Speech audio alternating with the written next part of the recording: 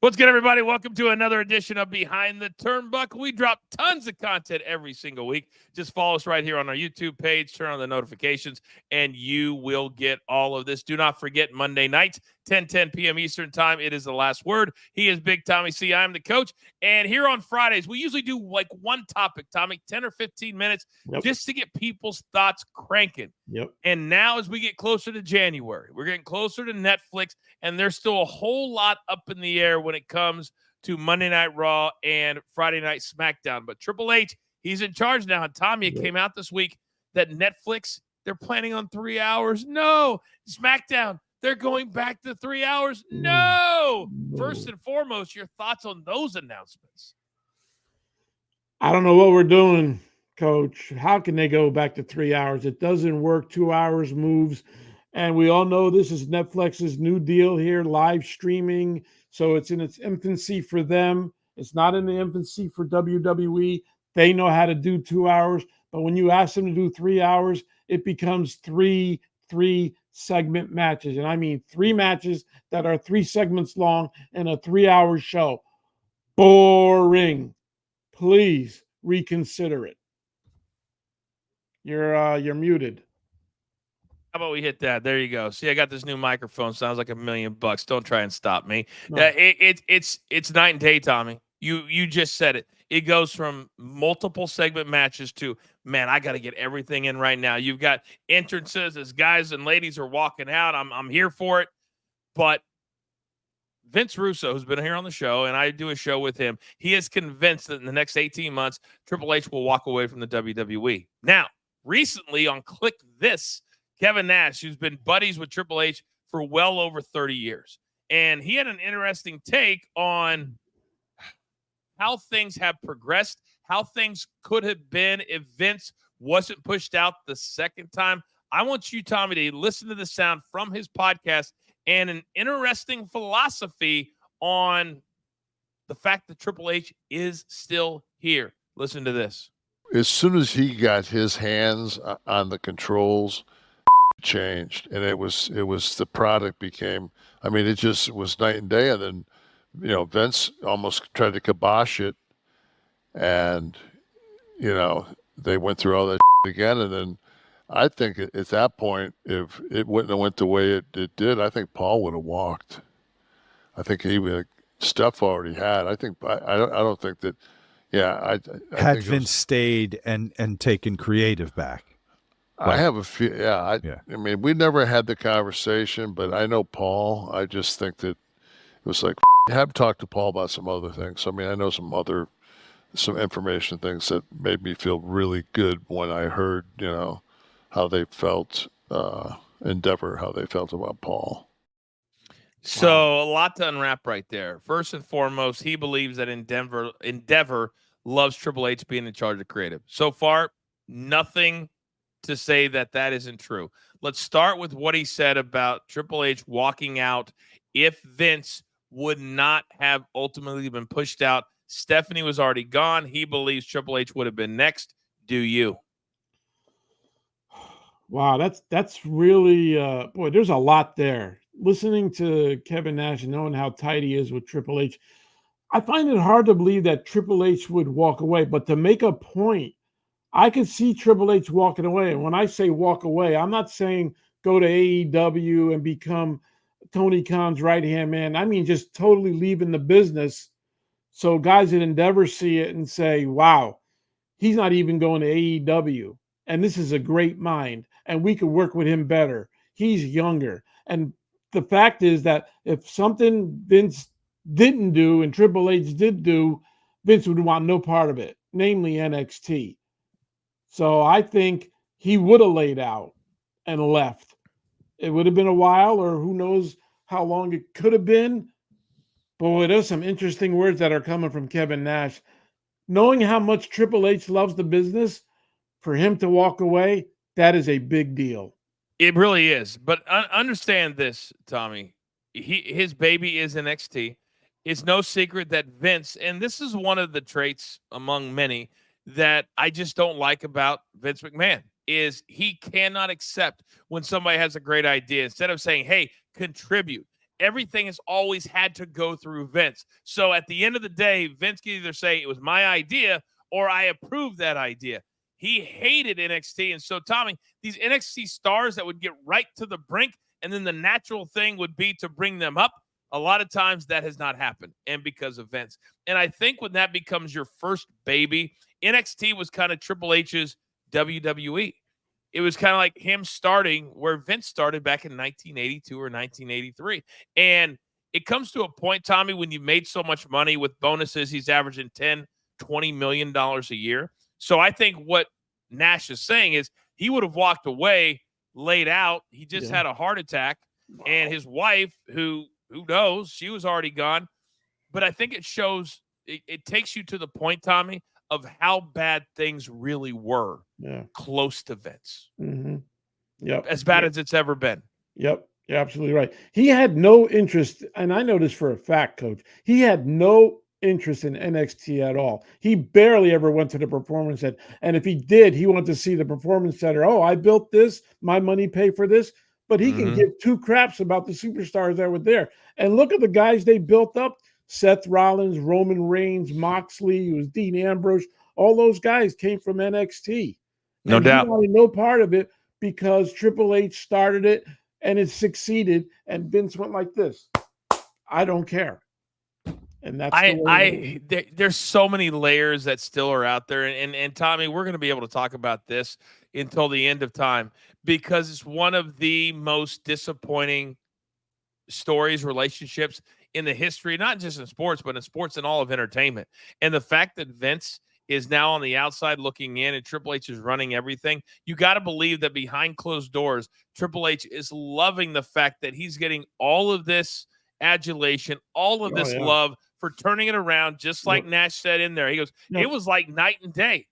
Well, maybe until you actually look at that the ratings are stagnant.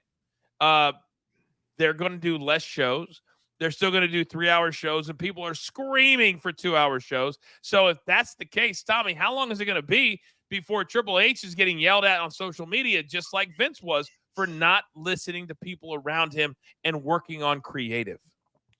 Not long, because fans turn on you quick, and you're only as good as your last storyline. So, Triple H got to get on the horse and say, hey, man, we got to get some things going here. And that's why me and you believe in the cross branding of superstars, which makes storylines better instead of Joe Blow staying on SmackDown and the other guy staying on Raw. Oh, you can't come over here or you can't come over here. We like cross branding because you never know when a Seth Rollins could show up on SmackDown and challenge Cody Rhodes, or when a Drew McIntyre could cross over and say, I want this guy, I want Randy Orton. It makes chaos, and chaos works in this business. It does, and it's what pushes everything forward. Here's the other thing we got to start thinking about, Tommy. We've never had a situation where one of the main shows, Raw, is behind a paywall all the time, and now it's going to be. So then you got SmackDown, which has always been on network TV. It was on Fox. Now it's moving to USA, so it's not technically behind a paywall. You still got to pay for cable, or you still got to pay for whatever, but it's not the $15 to get Netflix. So now if this is the case, Tommy, and you've got guys or people that will not pay to get Netflix, just say, you know what, I'm not doing it. I'm not paying for another app. Are you not wanting those stars to be seen on a network show? Right. Of course you do. Yeah. Of course you do.